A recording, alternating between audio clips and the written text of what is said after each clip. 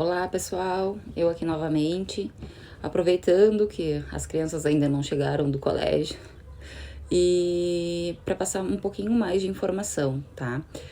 O meu canal ele não é voltado, por enquanto, né, a pessoas que já jogam tarô, que já conhecem tarô, né, que já tem um certo domínio, porque eu sou uma iniciante no tarô, né? O meu conhecimento que eu tenho é voltado ao Lenormand, a Santa Sara, baralho de Santa Sara, então, que é chamado mais popularmente como baralho cigano, né? E eu, como a minha religião é Umbanda, né? Eu pratico a Umbanda solitária, né? Para quem não conhece, é uma Umbanda que não é interligada a nenhum centro, né? É uma Umbanda do qual a gente conhece a base e faz aquilo que acredita, né? Bom, o intuito não é falar sobre a minha religião, e sim sobre o tarô, né? Então, mas caso vocês tenham curiosidade mais adiante, né? Deixem nos comentários o que vocês querem saber, né? Se vocês têm alguma dúvida sobre mim, quem é essa pessoa que está transmitindo essa informação, da onde saiu, né? O que ela faz. Mandem sugestões de vídeos, caso vocês tenham curiosidades sobre mim ou sobre qualquer outra coisa assim que eu possa vir a suprir, tá? Novamente, então, vamos voltar ao tarô das bruxas, tá? Como eu disse pra vocês, eu estou iniciando, então o que eu posso dizer é que eu me sinto como se eu nunca tivesse conhecido esse mundo oralístico, né? Nem sei se existe essa palavra, mas se não existe, eu acabei de inventá-la. Pra quem me conhece, né, sabe que eu sou uma pessoa bastante debochada, eu brinco bastante, então se em alguns momentos eu largar algumas piadinhas e rir, essa é a minha personalidade, tá? Eu tava... O que eu fiz, né? Eu acho que é o que todo mundo deveria fazer, né? Como eu tô iniciando, assim, eu fiz algumas tiragens pra mim, percebi que, diferente da minha dificuldade com o baralho cigano, quando eu iniciei, eu senti um pouco mais, ser um pouco mais fácil o entendimento, embora eu ainda não me anime a fazer tiragens para pessoas desconhecidas. Mas eu percebi que foi bem fácil entender o que estava ali e batia muito com a realidade do qual eu estou vivendo. Além de tiragens para mim, eu fiz tiragens para o meu esposo, para minha mãe, para minha filha, né? Tenho uma filha adolescente.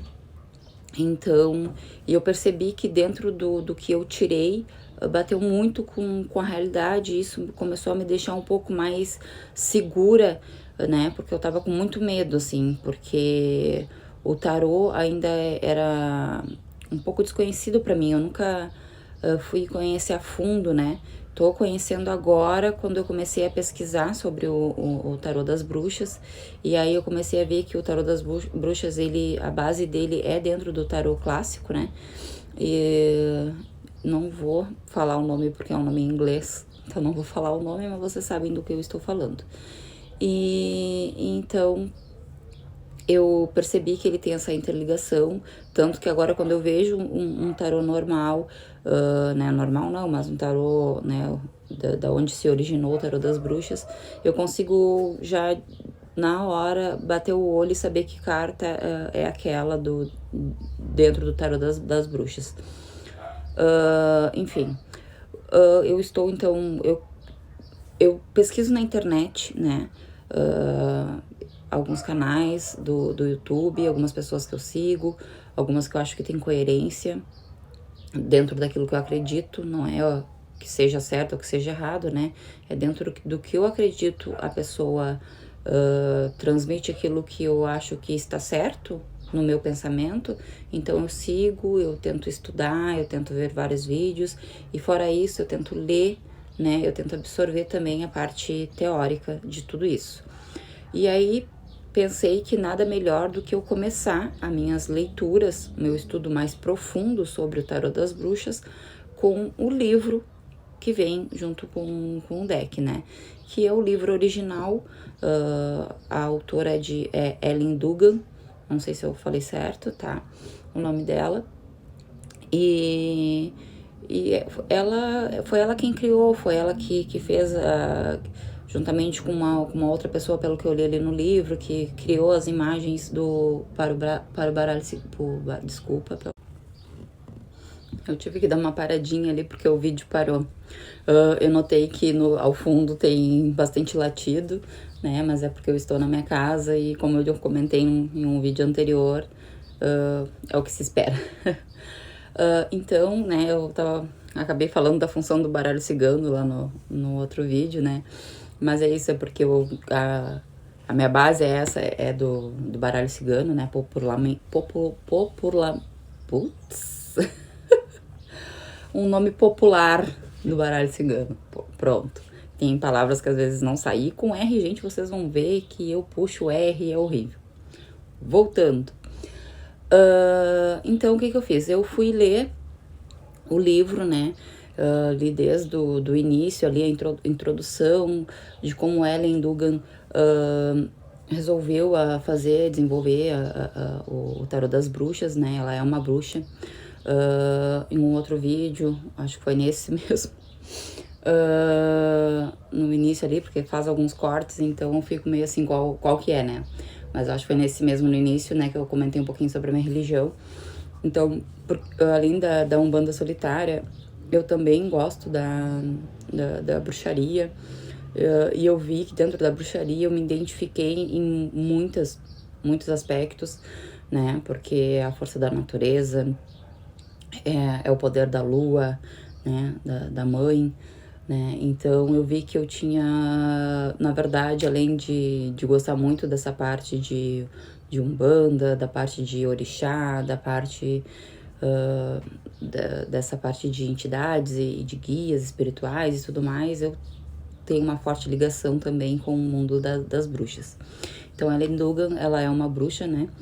E então ela resolveu confeccionar um baralho do qual ela acreditava ser mais voltado, assim, para dentro da religião dela, né? E realmente, como eu disse, como esse tarô das bruxas, ele é bastante voltado ao tarô clássico, né? Então, ela fez só colocando alguns elementos ali, do qual lembra quem estuda, né, religião, que eu já comecei, já me iniciei na religião. Tem muita gente que diz que não é, mas eu sim acredito que é uma religião, né? Então, ela voltou as imagens muito para dentro dos elementos e dentro da crença das bruxas, né?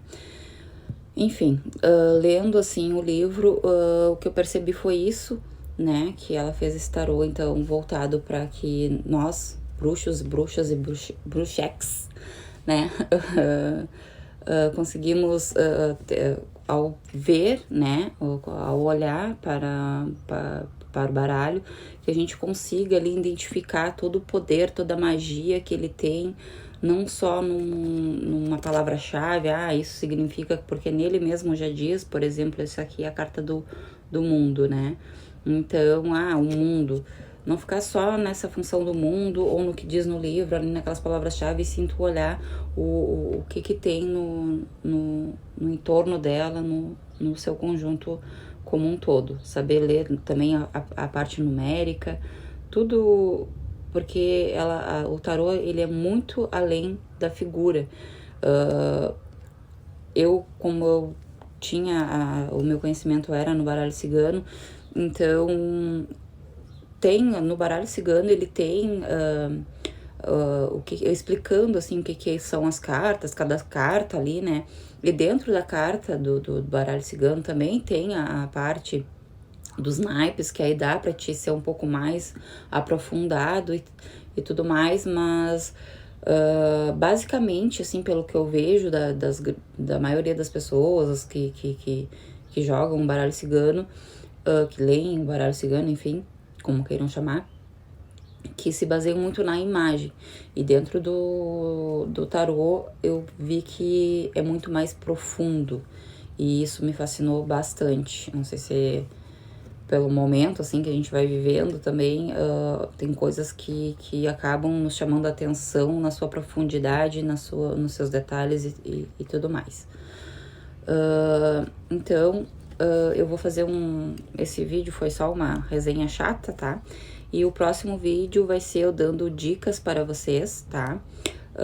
De como começar, tá?